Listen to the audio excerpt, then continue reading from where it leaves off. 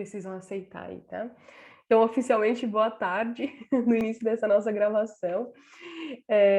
Ai, Lu, que legal. Ó, a Lu já mandou que também está super empolgada e que fez a inscrição, né? Que já se inscreveu e também vai participar. Que bacana. Eu já sou assim, né? Eu já me sinto íntima dos meus alunos. É Luciane Moura, mas eu já chamo de Lu, já vou, né, indo nesse jeito. Mas, enfim, o nosso grupo de estudos hoje, ele está no nosso livro, né, que nós estamos seguindo aí, a Terapia Familiar, Conceitos e Métodos, da capa laranja. Nós estamos na página 95, tá? Quem não todos têm acesso? Eu não preciso mandar de novo no grupo. Todos têm já o livro? Ok. Então, se vocês quiserem acompanhar, o que nós vamos estar falando hoje vai ser sobre o tema, né? Gerenciamento de saúde mental, onde nós vamos. O bacana de falar isso hoje é porque esse livro que nós estamos seguindo, ele não é antigo, né? Ele é das nossas grandes referências dentro da terapia familiar, mas ele não é muito antigo, ele é de 2007. E a gente consegue comparar muito com a nossa realidade atual, né? O que nós estamos vivendo nos nossos últimos tempos, e ela traz bastante direcionamento para quem vai iniciar a sua prática clínica, quem está se formando.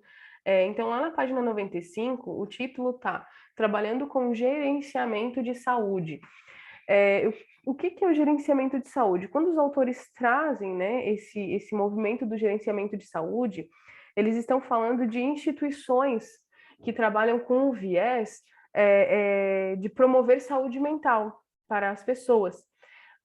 Então, por exemplo, eu vou prestar serviço para um local em que esse gerenciamento de saúde acontece naquele local.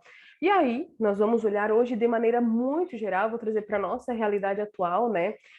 O gerenciamento de saúde está vinculado. Pode acontecer num hospital, de ter um setor específico para isso, pode acontecer dentro da psicologia organizacional, uma empresa de maneira geral, né? O hospital é uma empresa, mas uma empresa de maneira geral, pode acontecer eu prestar serviço para uma clínica, né, de saúde mental, de atendimento em psicoterapia, tanto que os autores vão trazer outros nomes, outros profissionais, né, para trabalhar nessa questão do gerenciamento de saúde. Ele traz a questão do assistente social, ele traz os médicos, psicólogos, tem outras citações de profissionais que podem atuar nessa dimensão também do gerenciamento de saúde. E eu acho bem interessante esse.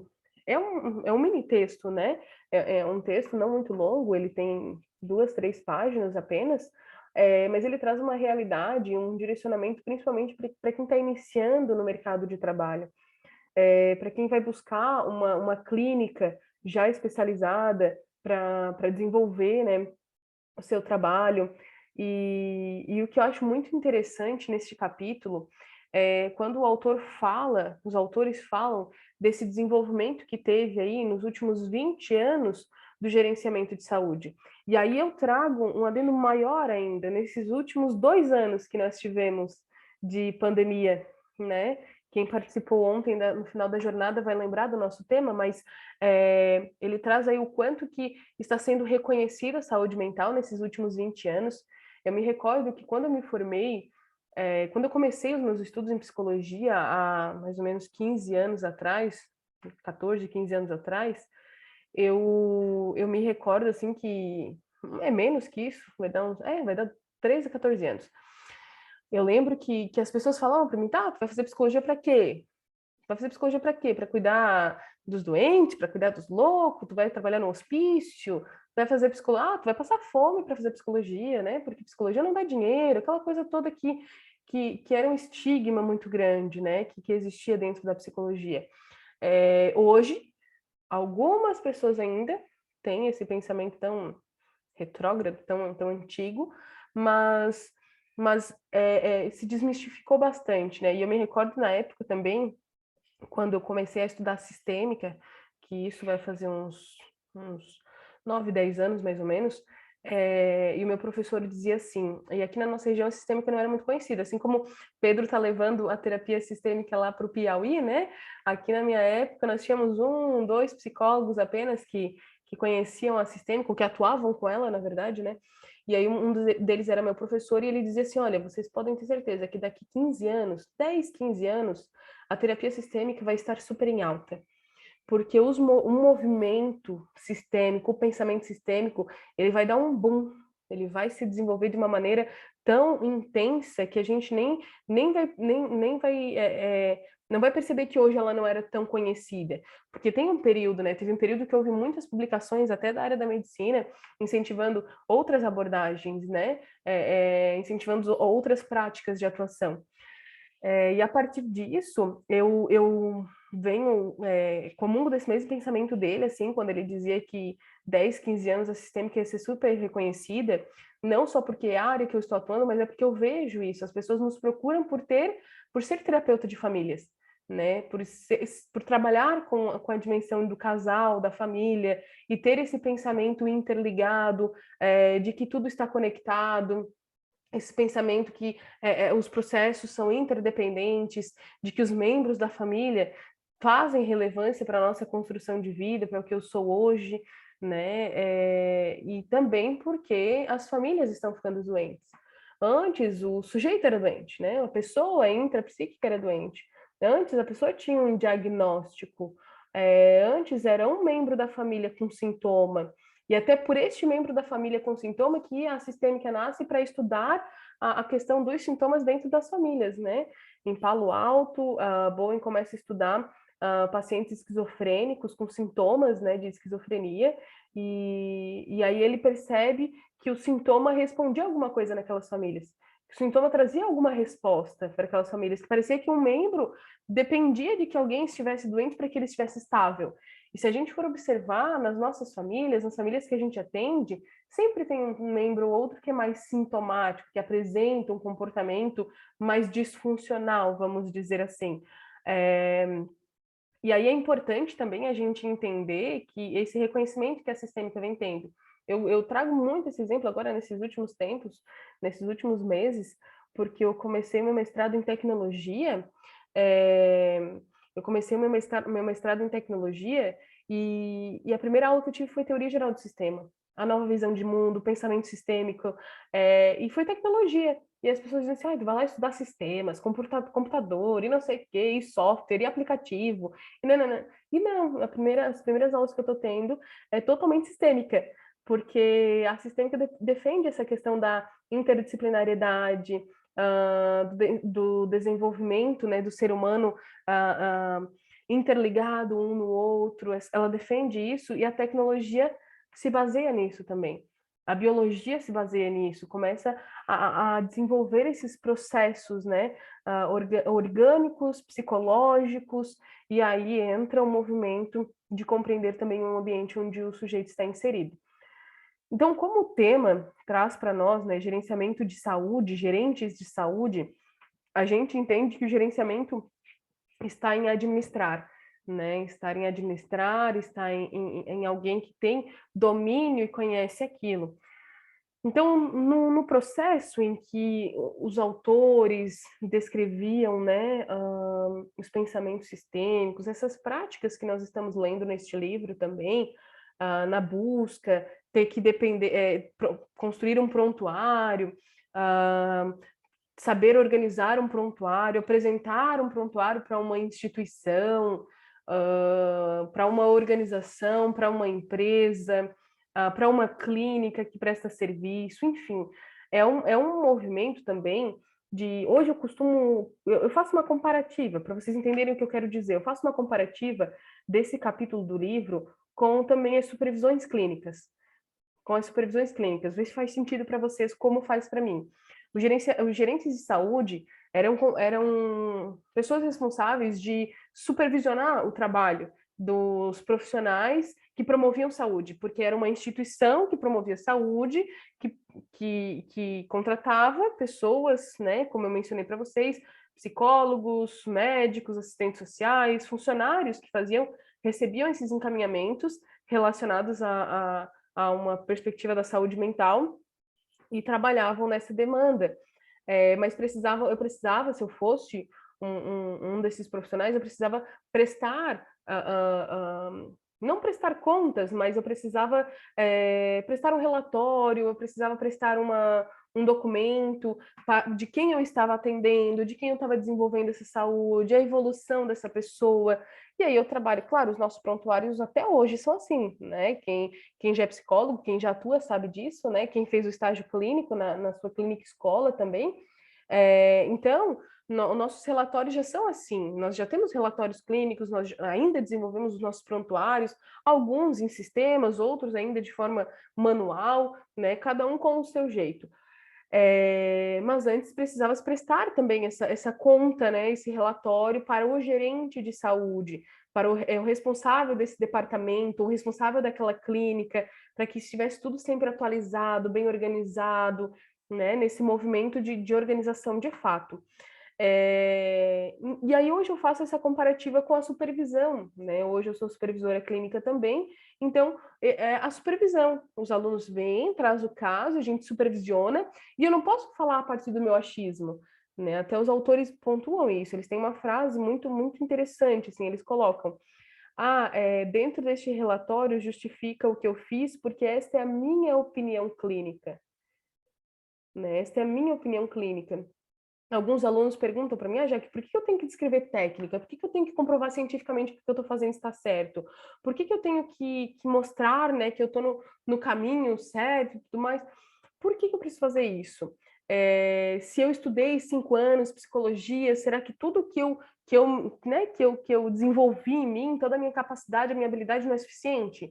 Dentro da perspectiva da psicologia, sim, ok, você tem capacidade para isso, você desenvolveu habilidades, só que cada sujeito vai desenvolver habilidades diferentes, né? As minhas habilidades são diferentes das suas, são diferentes da outra pessoa, enfim. E por que eu comprovo cientificamente isso? Por que eu tenho que dizer qual foi a fonte que eu bebi, qual foi o autor que desenvolveu a técnica, que eu apliquei e deu certo? Porque dentro da psicologia, dentro da área da saúde, de maneira geral, tudo é de forma quantitativa, se você for observar. Porque é experimento, é uma tentativa. Então, quando eu consigo comprovar cientificamente, é porque quantitativamente aquilo, né, trouxe resultados. E aí sim eu consigo aplicar, seja um médico com uma medicação, um psicólogo com uma técnica, com um conceito, com um desenvolvimento, enfim.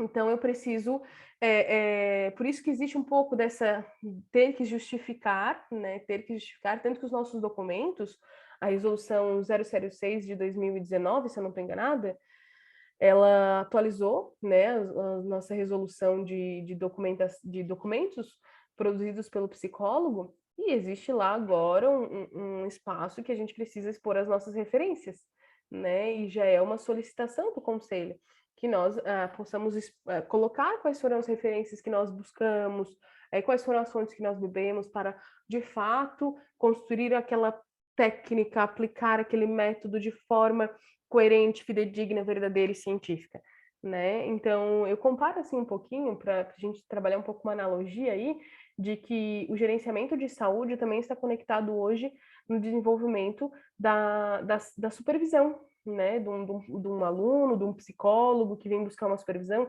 Eu me recordo que durante muito tempo eu fiz supervisão.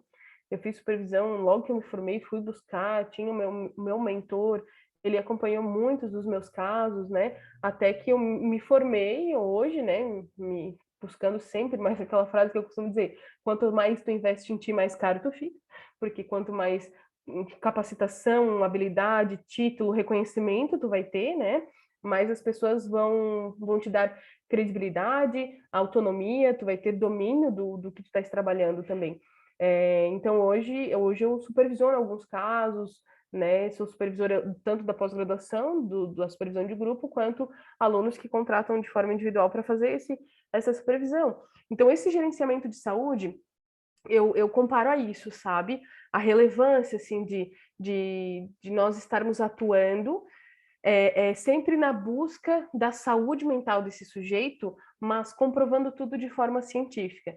Não no achismo, né? Já tem tanta coisa hoje aí que as pessoas agem de forma errada, que negligenciam a pessoa, né, a outra pessoa. Então, nós que defendemos tanto a questão da ética, do cuidado, acho que nós devemos seguir esse processo, né? Até nesse mesmo capítulo, dando segmento, os autores falam referente o movimento que os terapeutas tinham, né? Hoje nós defendemos muito a importância, o código de ética, os conselhos, de que eu não posso ser um profissional eclético, né? Ah, não, depende do paciente, eu uso determinada abordagem. Eu também não acho bacana esse movimento, né? Até porque aí vem de novo lá no início, quando a Mai pergunta, né, que quer conhecer um pouquinho mais da sistêmica, e eu falo para vocês assim, nós não temos um único autor, nós reconhecemos as abordagens como psicologia, psicologia como psicologia, e a sistêmica ela tem a sua construção, a sua filosofia, né, a sua epistemologia genética, todos os seus a pragmática, a construção dela que defende o que é ser humano. Isso é o que eu sou. Então eu sou sistêmica, eu tenho este pensamento. O que eu tenho das outras contribuições servem como técnica para mim, sabe? Então eu não posso dizer assim, depende do paciente, eu vou usar, uma hora eu uso o TCC, a outra eu uso a Gestalt, depois eu faço uma análise com o sujeito. Não, porque o pensamento, a visão de mundo tem que ser sempre a mesma. Agora, técnica é uma coisa, por isso que nós somos bem organizados no sentido de ter as escolas clássicas da sistêmica, em que daí eu reconheço, não, mas eu sou sistêmica. Eu lembro que eu, que eu fazia muito, nós temos uma escola clássica de Bowen, né, que é um dos nossos autores, e aí eu dizia para o meu professor assim, eu sou boeniana. Dele assim, não, não és não. Né? Está por quê? Porque eu gosto do conceito que Bowen nos trouxe, eu acho maravilhosas as técnicas deles, acho que faz muito sentido. Ele, tá, mas tu tens o pensamento sistêmico, a teoria geral do sistema, tu tens a Não, sim, entendo tudo e concordo, eu acho que é bem esse o desenvolvimento, assim, do ser humano, nananana, mas eu gosto do Bowen como as técnicas que ele faz. Não, então tu é sistêmica. Porque nós não temos um único pai, nós não temos um único autor. Né? Então, por exemplo, psicanalista freudiano, junguiano, sabe, nesse movimento, eu fui brincar com a ideia e ainda levei um xingão, porque eles, não, tu és sistêmica, tu não és, porque esse movimento, gente, de dizer que é eclético, eu já fui em profissional, já fui em psicólogo, dizer, então, depende do paciente, tem paciente que eu uso a TCC, tem paciente que eu uso, não, porque daí se torna confuso, tu entende? Principalmente se tu discursa isso para o teu paciente. Eu acho mais prejudicial ainda, porque tu discursa isso, né? Então, depende, às vezes eu uso a Gestalt, às vezes eu uso a TCC, então, mas e a essência do terapeuta, sabe? A essência do psicólogo tá onde? A essência de dizer, não, eu acredito nesse pensamento, eu acredito nesta filosofia. E aí por isso que existe essa organização. Então, uma vez, um aluno que não era desse segmento, né, sistêmico, falou assim, professor, a sistêmica para mim é uma salada de fruta. Deu assim, porque ele, tudo parece meio assim, né, meio misturado e tal. Deu assim, então, pode até ser uma salada de fruta, porque a gente bebe de diversas fontes, reconhece as outras abordagens como psicologia, mas é uma salada de fruta organizada, porque daí aqui tá a manga, aqui tá a banana, aqui tá o morango, aqui tá a laranja. Eu sei aonde que está cada coisa que eu vou beber, sabe? Não é uma confusão mental. Isso não pode existir num terapeuta sistêmico. Ele tem que ter, de fato, os processos organizados no sentido da essência terapêutica, do pensamento sistêmico, da nova visão de mundo e como aplicar isso, né? E como aplicar. Daí é esse o outro diferencial. E aí, um ponto muito importante é essa questão de trabalhar a questão do tempo, da organização, de saber em que tempo que eu estou, que é um outro pensamento da sistêmica, né? Porque a sistêmica ela se constitui se desenvolvendo com as gerações e o mundo em que nós estamos atendendo. Como, por exemplo, falei para vocês, comecei a atender há 10 anos atrás. Quando eu atendi um adolescente há 10 anos atrás, é totalmente diferente de eu atender um adolescente hoje. Quando eu atendi uma família há 10 anos atrás, é diferente de eu atender uma família hoje. Não é que muda a técnica, não é que muda o pensamento, não é, mas muda a geração. Então eu preciso entender o tempo que eu estou, o manejo que eu vou ter, né? Eu preciso a flexibilidade que os autores falam do terapeuta sistêmico é uma flexibilidade reconhecida, é uma flexibilidade fidedigna, verdadeira. Não é uma questão de ser eclético e se tornar confuso naquilo que faz, sabe? Eu tenho que ter bem orientado, bem organizado. A minha essência é essa e eu atuo dessa forma. O meu manejo é esse. Então, quanto mais eu buscar capacitação, cursos, investimentos, eu vou conseguir me organizar mentalmente diante da abordagem que eu quero atuar, e aí eu vou saber quais que são os processos.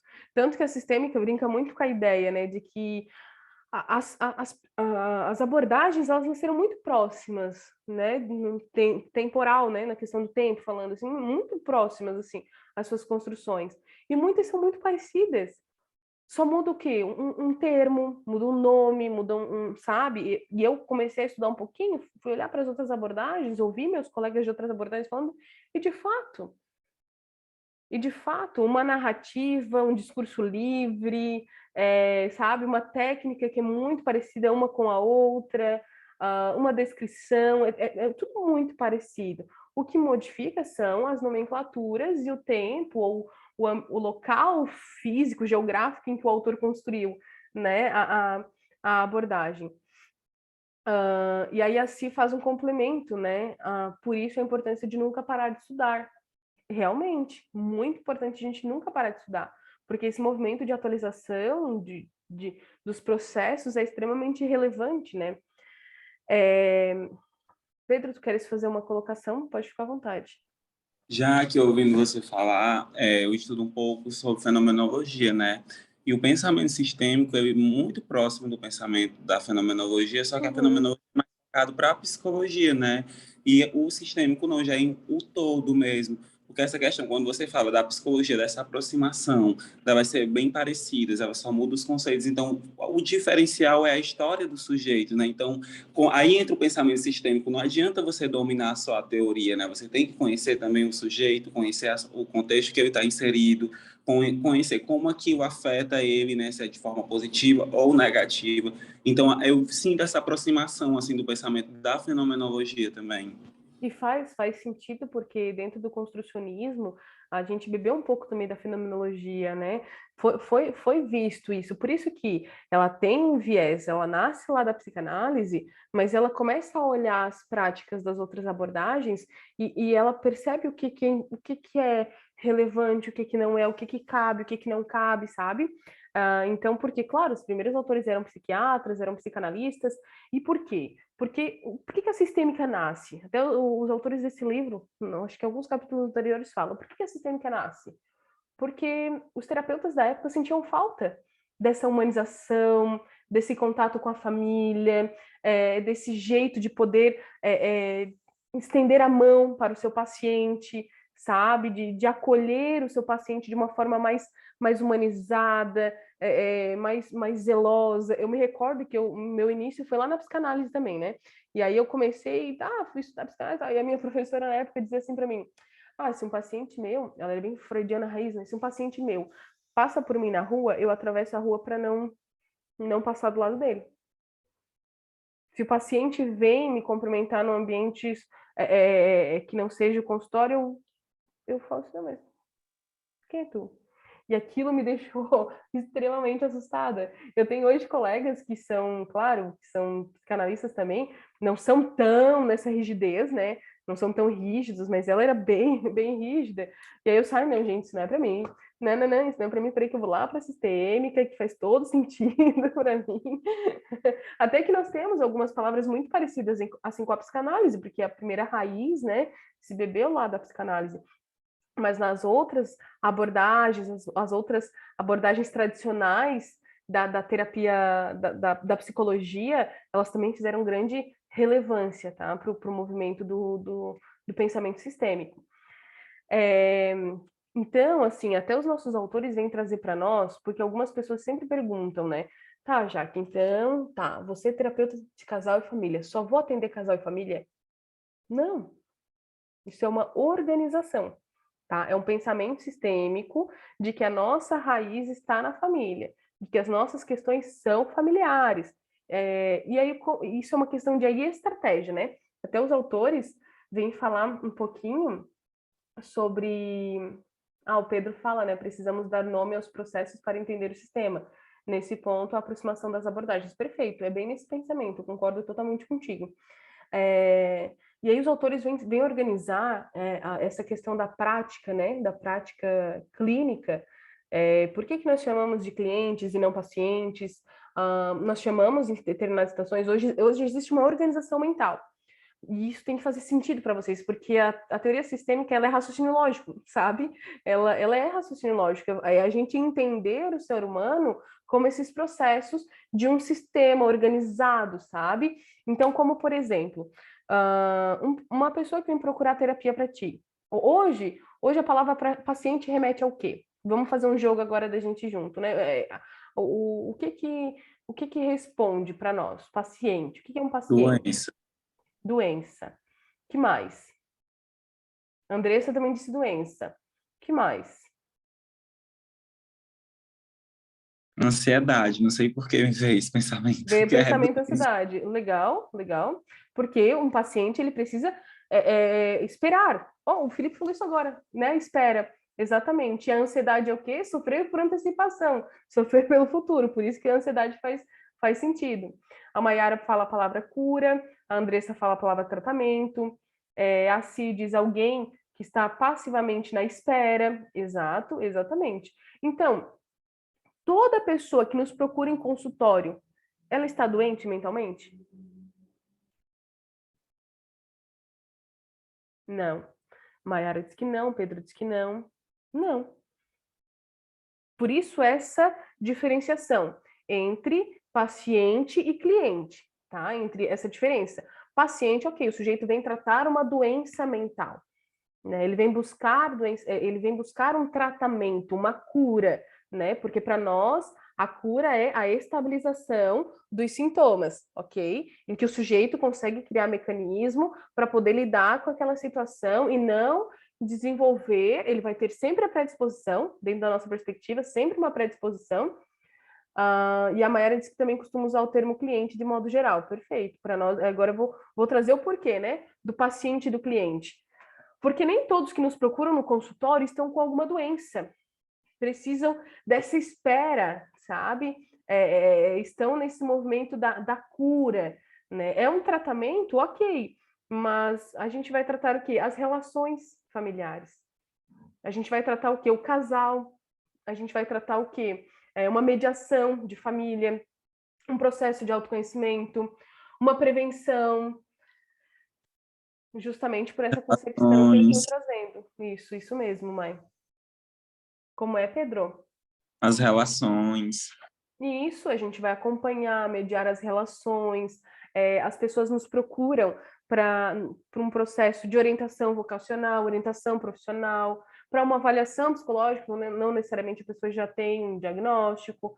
Então, é por isso que a gente faz essa diferenciação, né? E os autores vêm trazer outros, a gente determina quem são os clientes que precisam desse processo dentro de um atendimento familiar. Então, quando as pessoas perguntam para mim assim, Jaque, terapeuta de família e casal só atende família? Terapeuta sistêmico só atende famílias?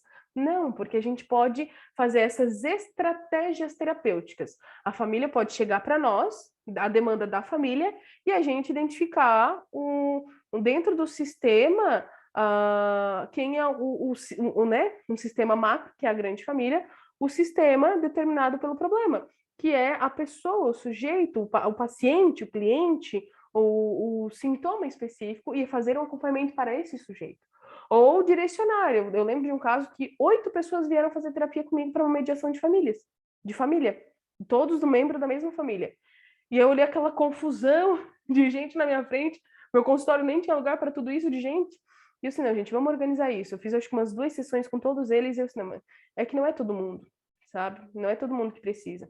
Então, eu vou organizar. Esse precisa, esse não precisa, esse precisa, esse precisa, esse talvez vai precisar, mas agora no momento não.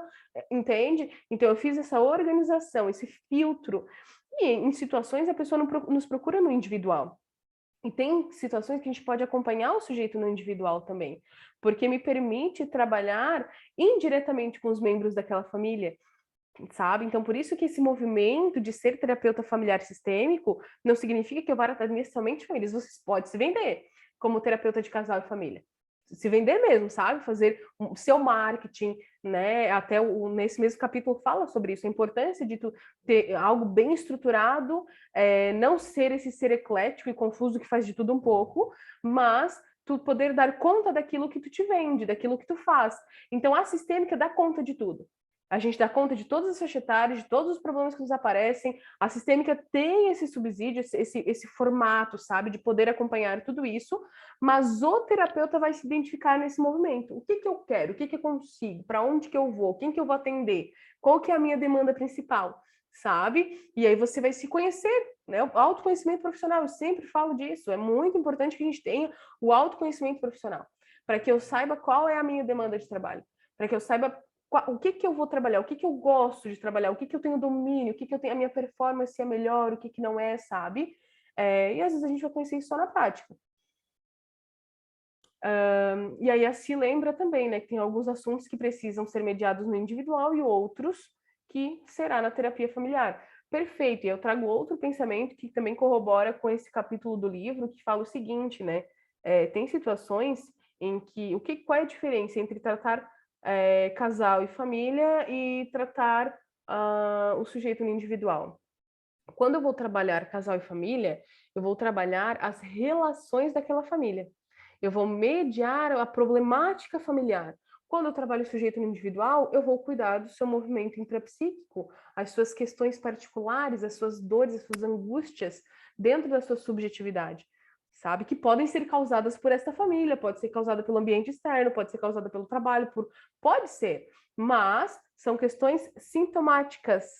Percebem a diferença, né? Então aqui a gente trata a família, as relações, a mediação dessa galera toda. E aqui você vai cuidar desse sujeito na sua subjetividade.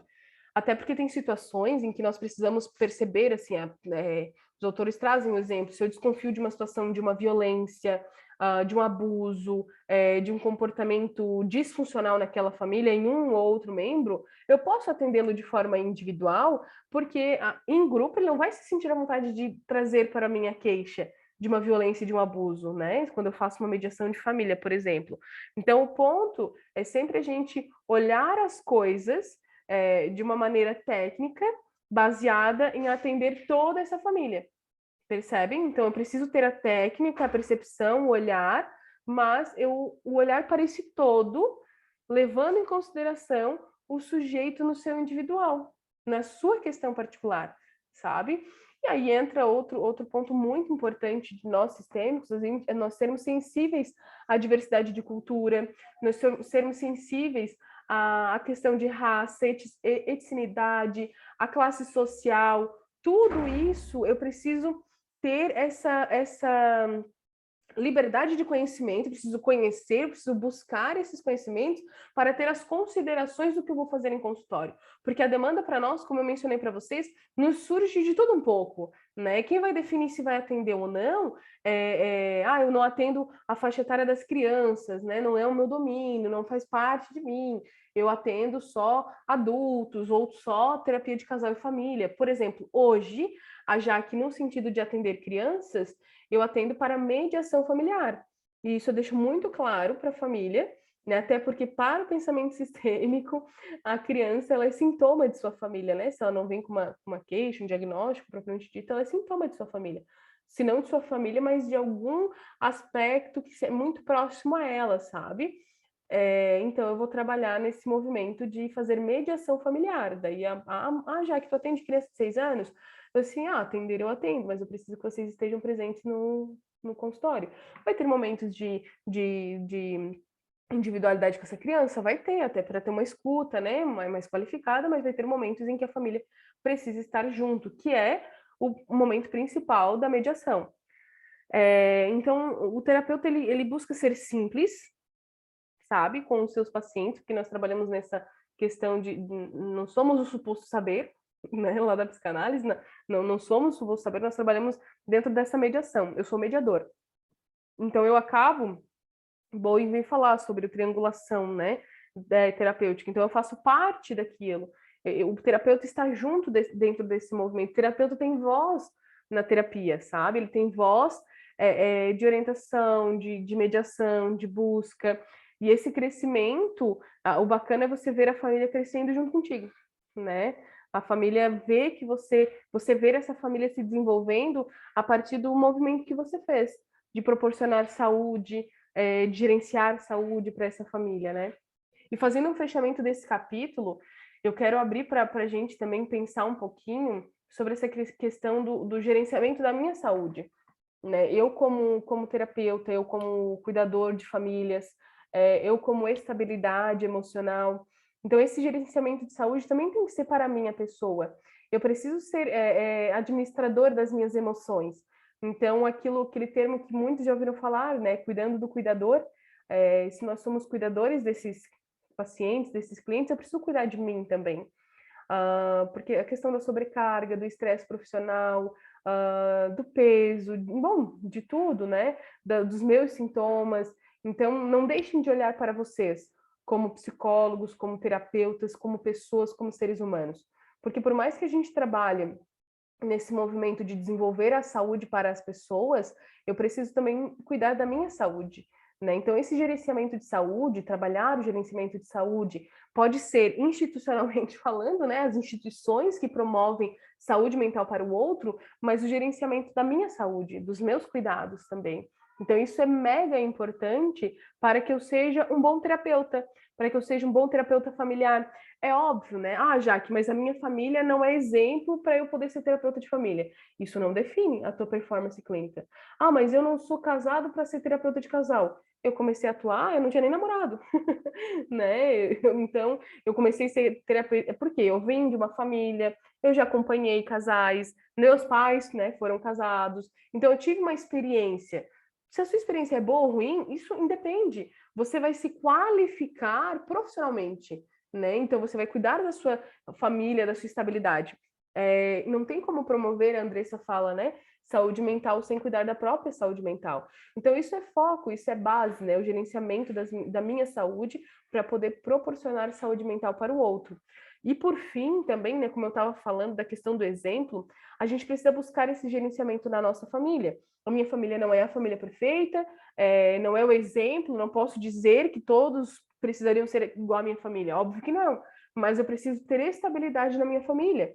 Então, eu preciso entender quais são as minhas raízes, né? Eu, como terapeuta, você não vai aplicar em você, você não vai ser uma autoanálise, né? Não vai fazer ser seu psicólogo. Isso não.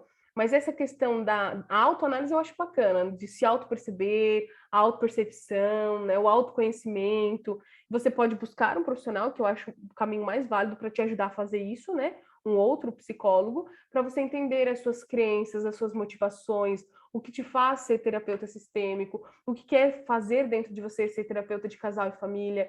Então, são movimentos extremamente relevantes para que eu me conheça como terapeuta hoje. Eu preciso entender e cuidar da minha família para eu poder entender e cuidar da família do outro. Eu preciso me entender e cuidar da minha saúde mental para entender e cuidar da saúde mental do outro também. Então, não é que tu terás a família perfeita, mas você terá uma família estável, que você vai conhecer, que você vai saber aonde que está.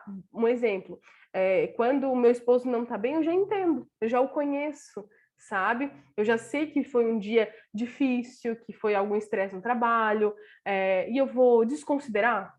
Não, eu não vou ser tua psicóloga, então eu não vou falar contigo sobre isso. Não é isso é relacionamento conjugal, sabe? Relacionamento familiar. Eu mostrar, eu percebo que tá diferente, tu quer conversar sobre isso? Tá bem? Como é que foi teu dia? Então, percebam, isso na minha família é uma coisa, com os meus clientes é um movimento diferente, mas eu preciso gerenciar a estabilidade aqui para promover a estabilidade lá, até para que eu tenha aquela questão que a psicologia sempre defende muito, né? A questão da neutralidade, de não se envolver emocionalmente.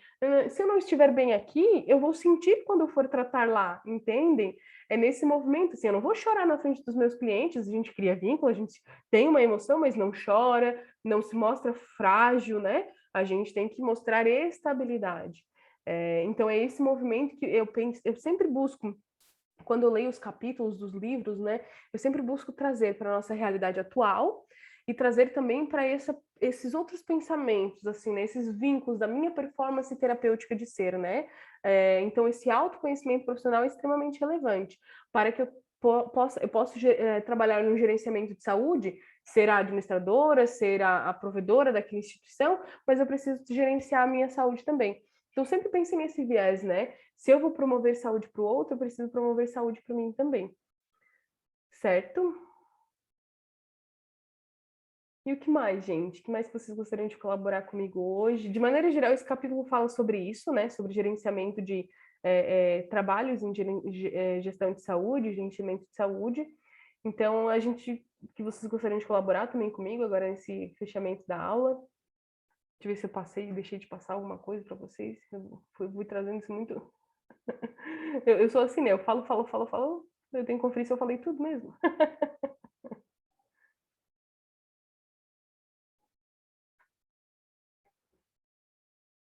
E aí eu iniciei falando, né, da relevância e a diferença desse gerenciamento de saúde também, não só das instituições, mas nesse período de pandemia que a gente teve, né, atender as pessoas de saúde mental antes da pandemia é diferente de quem está atendendo agora, o discurso também é diferente, a demanda pela raiz da pandemia, né, é maior também. O autor traz uma frase aqui, eu não falei para vocês, mas eu havia sublinhado. O segredo para se sair bem em um ambiente de gerenciamento de saúde é superar o sentimento de que o gerente do outro lado da linha não é seu inimigo. Então, eu tenho que entender que quando eu presto serviço para uma instituição, aquela instituição não é minha inimiga, ela está colaborando comigo, né? Então, eu preciso criar parcerias lá dentro. Dessa mesma forma, acontece dentro de nós. Os nossos inimigos internos, a gente precisa trabalhar com eles, lutar com eles para poder cuidar também do gerenciamento de saúde dos nossos clientes, né? Traz algumas dicas para os estudantes que estão começando agora no mercado de trabalho, que foi algumas coisas que eu pontei para vocês também, né?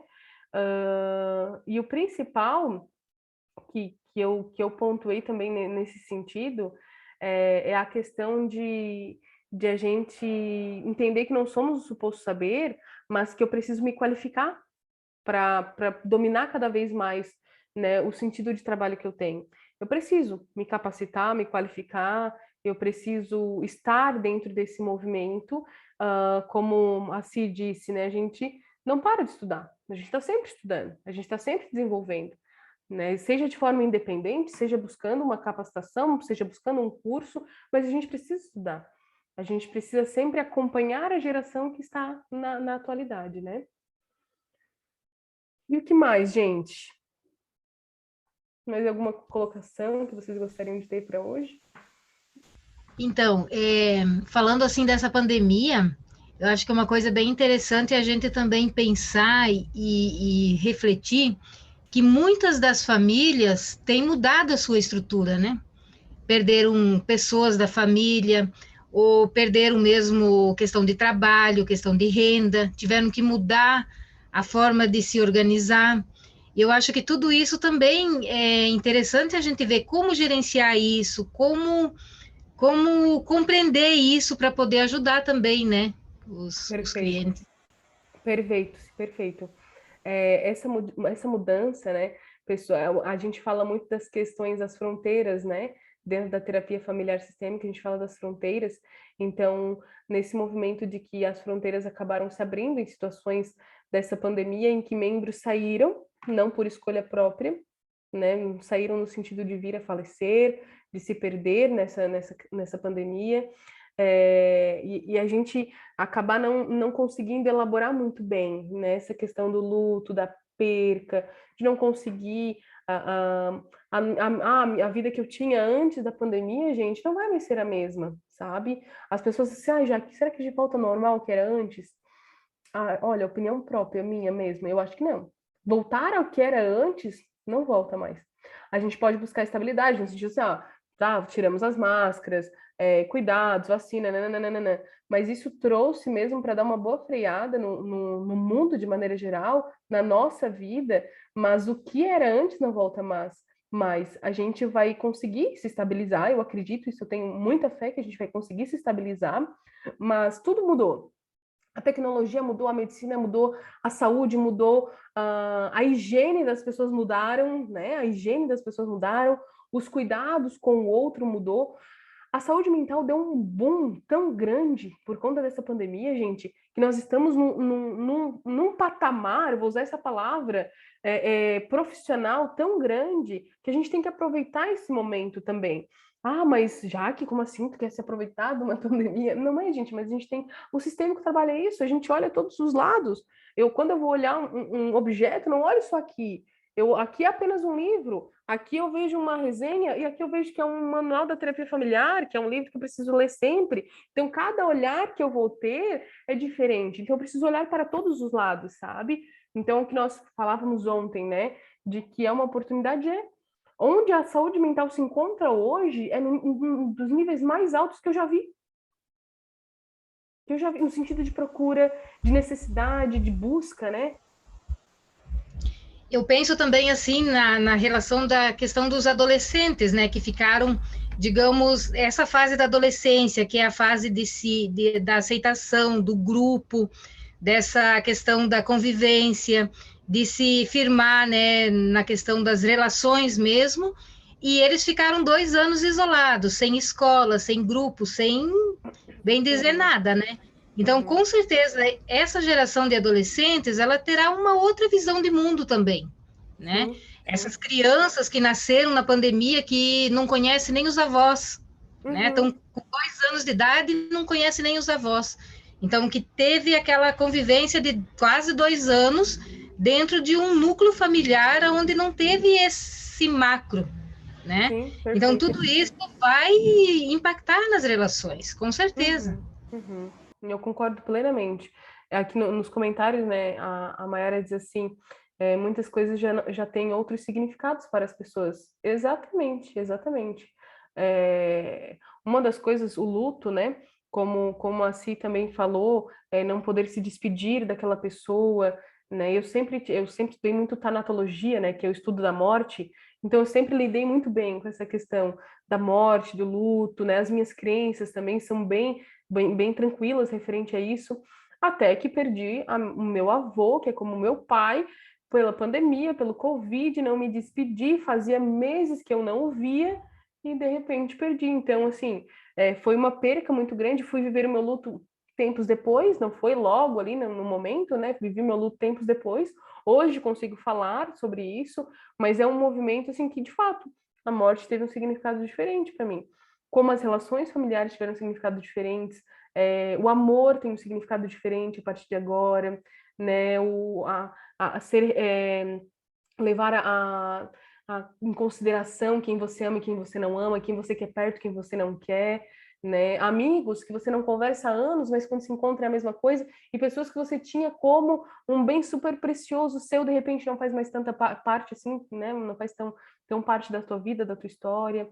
Então é exatamente isso, assim, dar novos sentidos, novos significados, tudo isso vem acontecendo também, né?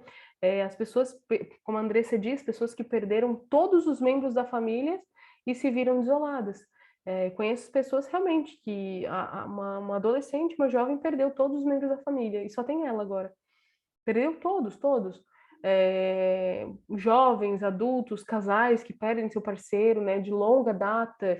Um exemplo meu particular, né, sistêmica fala isso, que a gente às vezes se coloca como casos, até para proximidade do outro, né? Mas meus avós, 63 anos de casado, meu avô faleceu, minha avó ficou internada meses e volta para casa sem ele, né? Para viver uma reabilitação por conta da Covid-19, do vírus, mas ela volta sem ele. E aí foi o quê? 63 anos de casados. E aí ele foi para o hospital, ela ficou em casa, de repente ela vai para o hospital, e quando ela volta ele não está mais, né? Então teve toda uma preparação, todo um cuidado, um zelo, né, para isso. Então, exatamente, pessoas que modificaram a sua história totalmente, né? Eu digo hoje, agora falando da nossa vida profissional, né, como psicólogo, a minha agenda, desde que eu me estabilizei profissionalmente, minha agenda sempre teve um bom número de pacientes, né? E presencial. Em 2018, 2017 para 2018, que eu comecei a atender online, antes da pandemia ainda, porque eu tive um paciente que se mudou, né, para fora do país, e ele queria permanecer comigo na terapia, e aí eu fui fazer todo aquele cuidado ético, né, do EPSI, fazer o cadastro, aquela coisa toda, eu comecei a atender, mas não tinha, assim, muito fluxo, assim, não é a minha demanda principal, sabe? Aí eu atendi um ou outro, daí, já tô atendendo, eu atendo, daí 2019 deu uma crescidinha nessa questão do online. Hoje, gente, 75% da minha agenda é online. Minha vida profissional, 75% dela é online. Então, eu presto alguns serviços presenciais, mas a maioria é aqui, sentadinha nesse local, nesse ambiente, sabe? Então, mudou a minha questão profissional mudou muito, né? E eu acredito que a de vocês também, assim, de certa forma, né? Então, de fato, gente. Então, a gente tem que ir acompanhando os processos, gerenciamento de saúde, não só da instituição, do local onde eu estou, mas o meu também, né? Eu como profissional, certo? E o que mais? O que mais para hoje? É isso, gente. Então tá, encerramos esse sábado, muito bom, maravilhoso estar com vocês. Eu gosto disso, tá? Continuem participando dos grupos de estudos, não será sempre comigo. Tem sempre algum professor ou outro aqui da pós para vocês conhecerem também, da Viver. A cada 15 dias é um professor, né, que vem dar uma aula para nós aqui. Eu sou mais assim, né, eu sou mais da narrativa, né, do diálogo, da conversação, mas acho que a gente se dá bem assim, né, se sente mais próximo, mais acolhido dessa forma. Obrigada também, Maiara, que bom que tu está buscando conhecer um pouco mais da nossa abordagem, tá? Um pouco mais da sistêmica. Seja muito acolhida, muito bem-vinda ao nosso grupo de estudos. Obrigada, Pedro, também. Gosto muito também da tua participação durante as nossas aulas. A Si também, muito obrigada por estar conosco hoje, Andressa. Eu gosto também desse movimento, né, onde a gente se comunica. Então, continuem participando do grupo de estudos, né, a Ale, oi Ale, muito proveitosa e riquíssima aula, que bom, que bom. Venham participar dos nossos grupos de estudos, faço o convite novamente para a nossa aula experimental que vai acontecer. Elane, obrigada, vai acontecer no dia 27 e 28 de agosto, é o próximo final de semana, né? Isso, não, no outro ainda. No outro final de semana, a abertura da nossa pós-graduação. Para vocês fazerem a inscrição, até a Lê me perguntou, né? A inscrição vocês podem fazer pelo direct da Viver. Além do grupo de estudos também, vocês podem me chamar no privado, eu passo os contatos para vocês ali no WhatsApp. Vocês têm o meu número particular ali pelo grupo do WhatsApp, aquele número que eu dei um oi para vocês hoje, né? Antes da gente iniciar. Vocês podem me chamar. E aí eu vou encaminhando para onde vocês podem fazer a inscrição. E agora a gente tem mais 2 semanas de jornada, tá? A gente tem mais 2 semanas de jornada que vai acontecer. A semana que vem vai ser a de casal e família. Então, podem participar também, façam a inscrição de vocês. E na outra vai ser a jornada de infantil e adolescência. Então, atendimento infantil e para adolescente. Então, tem um mês da psicologia, né? Cheia de jornada aí pra gente, bem especial. Parabéns aos psicólogos. A gente ainda vai se ver um pouquinho, né? Alguns que a gente vai se encontrando por aí. E a gente se vê ao longo das nossas aulas, dos nossos encontros. Foi muito proveitoso. Amei estar com vocês nessa tarde. Obrigada pela participação de todos vocês, tá? Um beijo especial no coração e até o nosso próximo encontro. Tchau, tchau. Tchau, gente. Bom final de semana. Tchau, Jaque. Foi Tchau, ótimo, obrigada, maravilhoso. Pedro. Obrigada também. Tchau, tchau.